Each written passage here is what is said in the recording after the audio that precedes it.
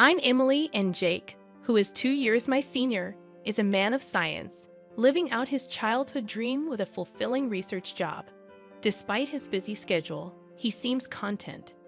Our 3-year-old son, Mike, shares Jake's love for observation and experimentation, currently fixated on the goldfish he snagged at the fall festival. Meanwhile, our 1-year-old daughter, Sarah, is a delightful eater with her adorable chubby white cheeks, bringing comfort and joy to our household. Life is generally good for our ordinary family, except for one recurring concern: dinner. Just as I was trying to soothe my crying daughter and finish preparing dinner, the doorbell rang. Without hesitation, my mother-in-law walked in, a frequent visitor around this time, enough for Mike to hardly glance away from the TV. "My goodness, fried food again," she exclaimed, expressing concern about its impact on Jake's stomach and the grandkids. Mike, however, loves it. My mother-in-law swiftly took charge, offering a creamy vegetable stew and minestrone, enough to last for at least 3 days. As she set the table, my spirits sank at the sight of the mostly carrot and cabbage-filled stew. Interrupting my thoughts, she insisted I pack up the food she brought. Despite its lack of appeal, wasting food was not an option. This routine, familiar since her last unexpected visit, where she swapped my clam chowder for her fried chicken, concluded with her leaving without acknowledging her grandchildren. After she left, my son softly remarked, "Grandma took my fried chicken again." My heart ached at his sad face, but I assured him there was a little meat left. As I heated up the oil, I felt relieved seeing my son's joyful reaction to the promise of more food. Yet beneath the surface, my dissatisfaction lingered. My mother-in-law's intrusion had escalated since my marriage, peaking over the last year. Each week, unannounced during dinner prep, she would criticize my cooking and parenting, leaving her cream stew behind. In the past 6 months, she started taking our food home, undermining our meals. As I juggled baby food and distracted the kids, the tough task of cooking continued. My family's happiness kept me going, but my fried chicken, braised pork, mapo tofu, and hamburgers, all of it, ended up in her hands. I inherited a love for cooking from my restaurant-running family, particularly my dad, who taught me the art. Confident in my culinary skills, I firmly believe that my cooking surpasses my mother-in-law's overly sweet cream stew. However, since Mike, our son, entered the picture, I've found it challenging to assert myself against his grandmother. When Jake, my husband, returns home after the kids have gone to sleep, he grimaces at dinner. With only Mike's share of fried chicken remaining, I serve Jake a generous portion of the cream stew, resigned to the fact that it's what my mother-in-law brings over. Frustrated by having my skills undermined, I express my discontent to Jake, urging him to tell his mother if he doesn't like it. Jake, as non-committal as ever, pokes at the stew, avoiding confrontation with his mother. Despite her intrusion during Sarah's nap time and taking away Mike's favorite foods, Jake rationalizes it by mentioning her loneliness since his father's passing 2 years ago. I sigh deeply, realizing Jake tends to avoid confrontation when his mother is involved. The only relief is that she hasn't suggested moving in yet. Tired of the routine, my mother-in-law surprises me with a different proposition during one of her dinner visits. She announces that everyone will gather at our place for Christmas this year, a departure from the usual family reunions at her brother-in-law's or her childhood home. Responding with little enthusiasm, I wonder how she plans to host the gathering. She frowns at my apparent lack of understanding and declares that I'll be helping too, assigning me tasks for the 24th. Despite my quick objections, she dismisses my concerns, suggesting I use a baby carrier for Sarah. Not only am I expected to clean up, but I'm also entrusted with preparing the full-course Christmas meal, with a strict warning against repackaging store-bought food or serving anything that tastes bad. Stunned by the audacity of her decision, I try to object, but my mother-in-law, satisfied with her directives, leaves abruptly.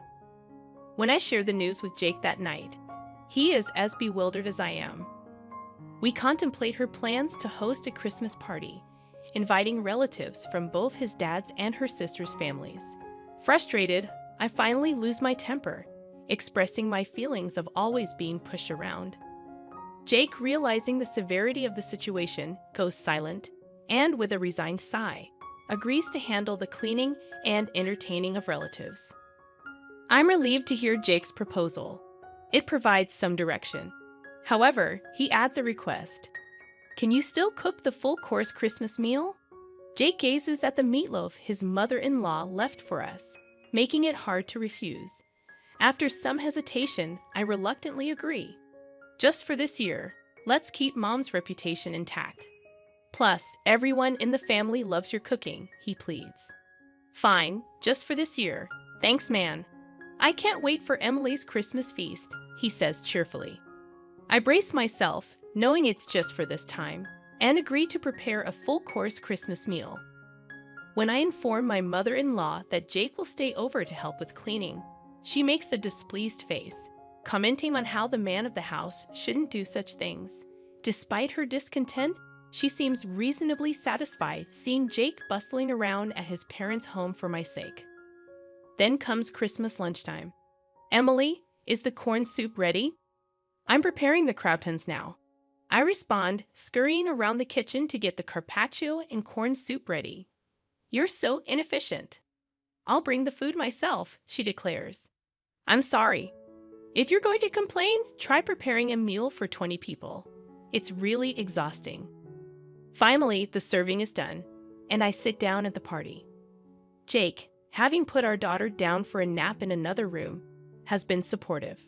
Preparing a full-course Christmas meal for 20 people was challenging, but it feels good to see everyone enjoying my cooking.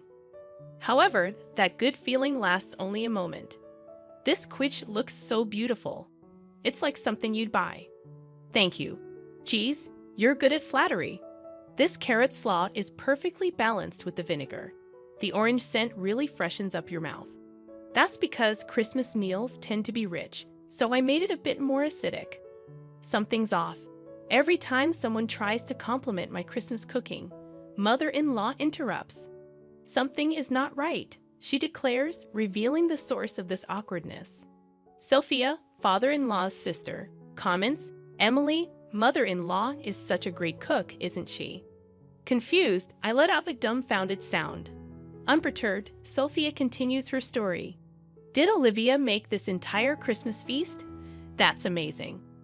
Huh? I haven't cooked a full-course Christmas meal in ages. I was going to leave it to my daughter-in-law, but she's absolutely terrible in the kitchen and never comes by, even when I offer to teach her. Mother-in-law talks about struggles she never even faced, leaving me puzzled. Oh, Emily, you should really take after Olivia while she's still well. Jake might miss the taste of home sometimes, you know. The way to a man's heart is through his stomach. Daniel, a relative hanging around, laughs as if mocking me. You know, Olivia, that pork belly stew you made last time was delicious. It's amazing you can cook both Western and Japanese dishes. It's not that big of a deal, but I'm glad you enjoyed it. Mother-in-law smiles and feigns humility. That pork belly stew was clearly my creation. As I stand there astonished, she mouths, "Go along with it." Apparently, she's been claiming all my dishes, including the Christmas feast, as her own and sharing them with the family. Now she wants me to be complicit in her lie. No way, especially after she's been criticizing my cooking all this time. Though I want to speak out. Overwhelmed by the crowd, I find myself speechless until my young son becomes my unexpected savior. Mom, this omelet is really tasty. It looks different than usual, but your omelets are always good, echoes his high-pitched voice, silencing the noisy adults. Sophia, perhaps out of kindness, attempts to cover for my son, saying, "Oh, Mike, this is actually what your grandmother made." Astonished, my son responds, "Huh? But it's tasty, so it's got to be Mom's omelet." Grandma's omelet is super sweet and gritty. It doesn't taste good. He passionately insists, gesticulating wildly, leaving the adults exchanging puzzled glances. Panic ensues, and the mother-in-law tries to intervene, saying, "Emily, don't teach the child to lie." Excuse me? Who's the one lying here? Mom, am I a liar? Mike looks up at me, his face full of insecurity. That's when I feel my blood boil. Frustrated, I declare, Mike is not a liar. The one lying here is you, Grandma. Ha! She must not have expected me to stand up to her. My mother-in-law looks shocked as I stand up, pointing dramatically at the table. I made this entire Christmas feast, including the corn soup. Everything from start to finish. Naturally, the room erupts in response. My flustered mother-in-law begins to panic and yells, "Wait, wait, wait. Emily, you've been lying this whole time. Have you lost your mind?" I'm not lying, I assert. Sophia, pulled into this, looks up at me surprised. Yes, it was delicious. I made that too. You're terrible, stealing credit for Jake's mom's cooking and trying to set her up. You're the worst daughter-in-law, I accuse.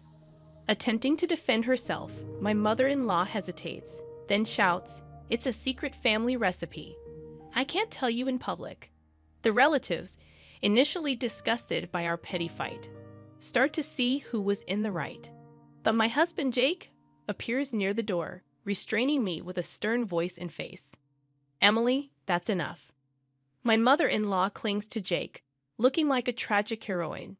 Jake, addressing his mother, says, "Mom, you're the awful one here. This entire Christmas feast Emily made all day while taking care of the kids. Trying to take credit for it is pretty low." Caught in the middle again, Sophia looks at the creamy stew, recalling how sweet it was. "Yeah, it was insanely sweet, wasn't it, Mom?" Seizing the opportunity, Jake reveals, if it's sweet, it's tasty. She's always been cautious about salt and oil, but uses sugar with no limits. So all her dishes taste like a block of sugar. The truth unfolds, exposing mother-in-law's lies. Disillusioned, the family realizes that all the recent dishes were likely made by me, not her. Mother-in-law, exposed for all her lies, panics and tries to appeal to Jake's emotions. "Why are you siding with your daughter-in-law? I'm your mom," she pleads. The revelation leaves everyone in the family disillusioned with the mother-in-law. "I never wanted to say this, Mom. I thought your actions were driven by loneliness since Dad isn't here, so I've been having Emily put up with you. But what you're doing is nothing short of harassment towards her. There's no reason to protect you anymore. Don't see Emily or the kids ever again." Jake, firm in dismissing his begging mother, starts to clean up the Christmas feast. Then he apologizes to the relatives, saying, "I'm sorry for the disturbance this Christmas. Emily, Mike, let's go." As Jake takes Mike's hand and stands up, Mike glances at his grandmother and asks, "Grandma, where's your I'm sorry?" When you lie, you say "I'm sorry," then you get forgiven, right? Isn't that right, Mom? I get it. You have to be forgiving when it comes to raising kids, but a simple sorry isn't going to cut it. Luckily, I didn't have to worry for even a second. Mother-in-law clenched her lips so tightly they looked like they'd bleed, clearly having no intention of apologizing. Seeing her, Jake sighed as if he had enough. Grandma can't even say "I'm sorry," and she's supposed to be an adult. How sad. Let's go home and have Mom's delicious Christmas feast. Okay. We left behind a growling mother-in-law and confused relatives, carrying our sleeping daughter and the Christmas feast. As we left Mike's house, we went straight to my parents' place and served the Christmas feast. Everyone was delighted and ate with joy. This is what I had been striving for, so my heart was full. Jake, of course, apologized profusely and promised never to let us meet his mother-in-law again. Apparently, the atmosphere at my house remained awkward. His relatives dispersed, leaving only a soulless mother-in-law and some bland food. The next day, mother-in-law's sister and her husband, as well as Jake's sister, visited as promised. Seeing the bland food, they chuckled and said figures. Apparently, mother-in-law's lack of cooking skills was a well-known fact among her relatives. "So, you brag about hosting a Christmas feast. I wondered what magic trick you'd pull, probably just jealous of Emily, who's good at cooking and praised by Jake and Mike." "Sorry for the inconvenience," they said after hearing the details from Jake. "My sister-in-law thanked me for my efforts and Sophia called to apologize. I'm sorry for jumping to conclusions. It turns out Sophia also enjoys cooking, and we bonded over a recipe for braised pork belly. The misunderstanding with Jake was cleared up, and I found new friends who share my cooking hobby. I felt refreshed, enjoying a carefree Christmas. Of course, mother-in-law wasn't going to back down that easily, but I was well prepared. As I was making cornbread, my phone rang. It was mother-in-law. "Excuse me, where are you?" "It's dinner time. Do your duty as a wife." "Are you making the same mistake and coming over again?" She's furious on the other end of the line. "How dare you? I came here because you didn't apologize. Come home and clear the misunderstanding with our relatives. Then I'll forgive you for embarrassing me." "No thanks." "What? You'll be the one left out by the family." "That won't be a problem." "What, to begin with, the one who put on airs and got shunned by the relatives was mother-in-law. I've even made plans to cook with Sophia next time." "What?" Mother-in-law probably never imagined that I become close to father-in-law's side of the family. So, what now? Still got any moose left? I add another blow to the stunned mother-in-law. Also, I'm not returning to that house. What? Yes, the kids and I have been staying at my parents' house since Christmas. We're planning to find a new place to live now that the holidays are over. Initially, living near Mike's family was mother-in-law's strong insistence, but Jake's workplace is actually closer to my parents' house. Didn't Jake tell you to stay away from daughter-in-law? But since mother-in-law can't listen better than a child, we've decided to physically distance ourselves. Right now, Jake is the only one living there, and he'll leave once he's ready. What? Where? Where are you? Who knows? You think you can get away with not cherishing Jake's mom? Yes, because Jake and sister-in-law have forgiven me. It's okay. Well, wait. What? Thank you for everything so far, mother-in-law. I'm so happy I'll never have to see you again. Goodbye. Wait a minute. With a bit of a laugh, I hang up on mother-in-law, who's screaming like a villain in a superhero show. Then I block her number to make sure I never have to hear her voice again. 2 years later. Mom, what's for dinner today? Hamburgers. Yay! I love Mom's burgers the most in the world. Sarah loves them too. Dad loves them the most in the universe. Dad, that's not fair. My family happily waits for my cooking in the living room, playing around as I fry the burgers in the kitchen. My heart warms up again today, watching them eagerly await my cooking, smiles on their faces.